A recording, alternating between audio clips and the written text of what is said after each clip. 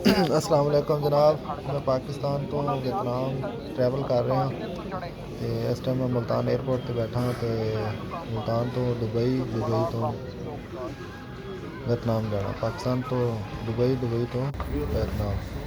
तो यह Dubai airport है। तो दुबई एयरपोर्ट तो तुहानू नज़ारे विखा रहे हैं कि दुबई एयरपोर्ट कैसा है।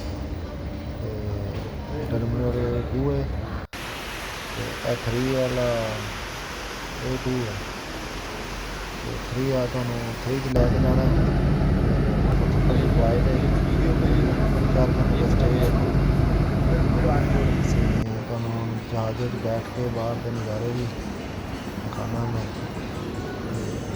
ਤੇ ਜਹਾਜ਼ 'ਚ ਬਹਿ ਕੇ ਥੱਲੇ ਦੁਨੀਆ ਕਿਵੇਂ ਨਜ਼ਰ ਆਉਂਦੀ ਹੈ, ਥੱਲੇ ਦਾ ਨਜ਼ਾਰਾ ਕਿਵੇਂ ਹੈ, ਆਸਮਾਨ 'ਚ ਕਿਵੇਂ ਨਜ਼ਰ ਆਉਂਦਾ ਤੁਸੀਂ ਇਹ ਦੇਖਿਓ।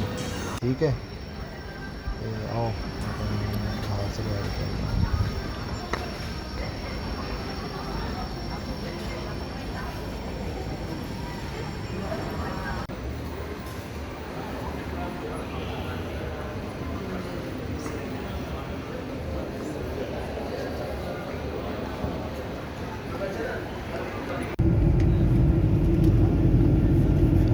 ਕਿੰਨਾ ਪਿਆਰਾ ਨਜ਼ਾਰਾ ਜਹਾਜ਼ ਦਾ,